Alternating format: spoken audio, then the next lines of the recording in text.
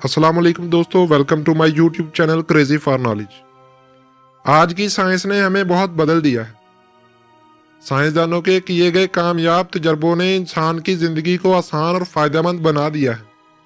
लेकिन कुछ इनोवेशंस ऐसी भी हैं जो हमारी जिंदगी को पूरी तरह बदल सकती थी, लेकिन कुछ वजूहात की वजह से वो इजादात नहीं हो सकी। तो दोस्तों, आज हम इस वीडियो में ऐसी ही इजादात के बारे में बात करेंगे जो हमारी दुनिया को पूरी तरह बदल सकती थी। तो आगे बढ़ने से पहले अगर आप मेरे चैनल पर पहली बार आए हैं और आपने अभी तक मेरे चैनल को सब्सक्राइब नहीं किया तो नीचे लाल बटन पर क्लिक करके मेरे चैनल को सब्सक्राइब कर दें और साथ मौजूद घंटी के बटन को भी दबा दें ताकि मेरी अगली हर आने वाली वीडियो सबसे पहले आपको मिल सके। डेथ रे। निकोला टेस्ला अपने दौर के कामयाब साइंसदानों में से एक थे।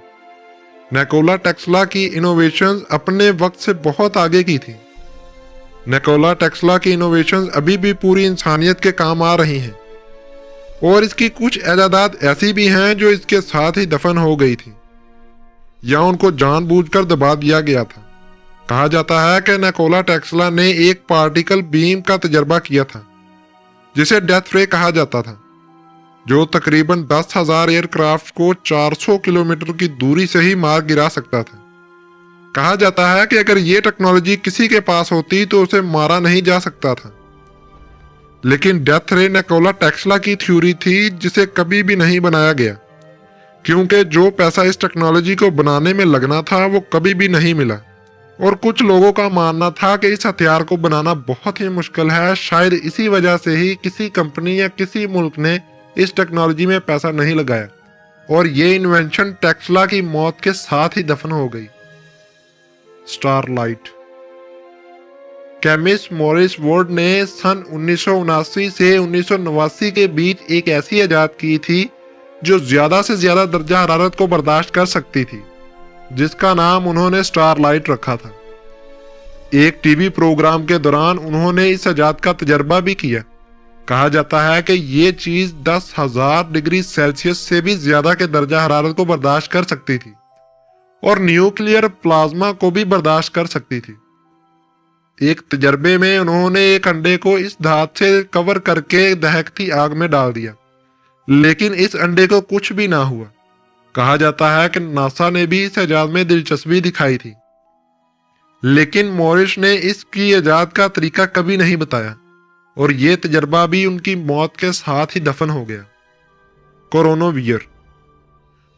1960 में पेलेग्रिनो एरेनिटी ने एक ऐसी मशीन इजाद की थी जो कि माजी को देख और सुन सकती थी। इसी वजह से इसे कोरोनावीयर का नाम दिया गया था। फादर एरेनिटी का कहना है कि उन्होंने कोरोनावीयर में माजी के कुछ हिस्सों को देखा और सुना, जिसमें उन्होंने हजरत ईसा अलैहिस्सलाम के दौर की बातें भी कही थी। पेलेग्रिनो ने इन लोगों के साथ मुलाकात की जिन्होंने इस डिवाइस को बनाने में मदद की थी। कहा जाता है इस मीटिंग के बाद कोरोनावीयर मशीन को तोड़ दिया गया। Cloud buster. क्लाउड बस्टर एक ऐसी मशीन है जो बारिश पैदा कर सकती है। इसका तजर्बा डॉक्टर ऑस्ट्रियन विलियम रिच ने किया था। यह मशीन हमारे एटमॉस्फेयर में मौजूद आर्गन एनर्जी को मैनिपुलेट करके बारिश में तब्दील कर देती थी। सन 1953 में किसानों के कहने पर उन्होंने 6 जुलाई को इस मशीन का कामयाब तजर्बा भी करके दिखाया और तकरीबन शाम तक बारिश होने लगी। कहा जाता है कि 6 जुलाई 1953 के बाद उन्होंने इस मशीन का इस्तेमाल फिर कभी नहीं किया, क्योंकि FDA ने इनकी मशीनों और तजर्बों में फ्रॉड करने के इल्जाम में इनको कैद कर लिया और फिर विलियम रिच की मौत जेल में ही हार्ट अटैक की वजह से हो गई।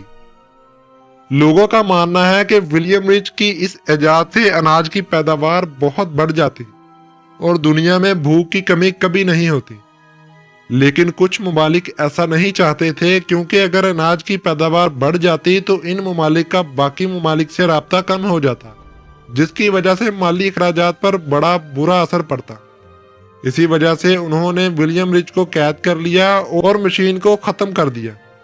अभी भी इनकी इजाद की गई मशीन के सैंपल को रंगीला मियाना में देखा जा सकता है। Slot digital coding system.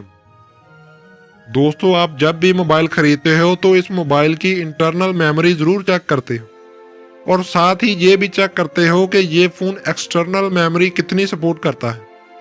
لیکن آپ کو کتنی بھی میموری کیوں نہ مل جائے کم پڑ ہی جاتی ہے۔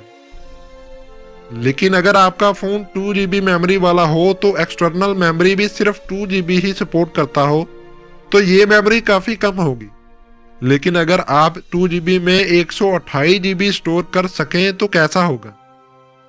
جی ہاں، کہا جاتا ہے کہ جیمس لوڈ جو کہ ایک الیکٹرانک ٹیکنیشین تھے، انہوں نے ایک ایسی ڈیٹا کمپریشن کو بنایا تھا جو کہ ایک پوری ہالی ووڈ مووی کو صرف 8 کے بی میں سٹور کر سکتا تھا۔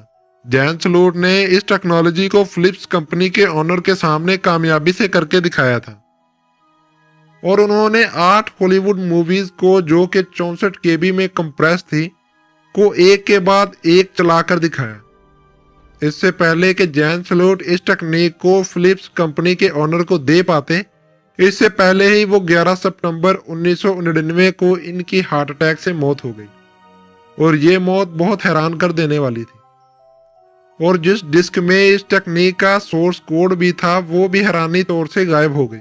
کئی مہینوں تک اس ڈسک کی کھوج بھی کی گئی لیکن وہ ڈسک نہیں ملی۔ تو دوستو، یہ تھی انوویشنز جو کہ دنیا کو بدل سکتی تھی۔ اگر آپ کو میری ویڈیو پسند آئی ہو تو پلیز لائک اور سبسکرائب کے بٹن پر ضرور کیجیے، اور اگر آپ کی اس ویڈیو کے بارے میں کوئی رائے ہو تو پلیز کمنٹ سیکشن میں ہمیں ضرور بتائیں۔ ملتے ہیں اگلی ویڈیو میں، تب تک کے لیے مجھے اجازت دیجیے۔ اللہ حافظ۔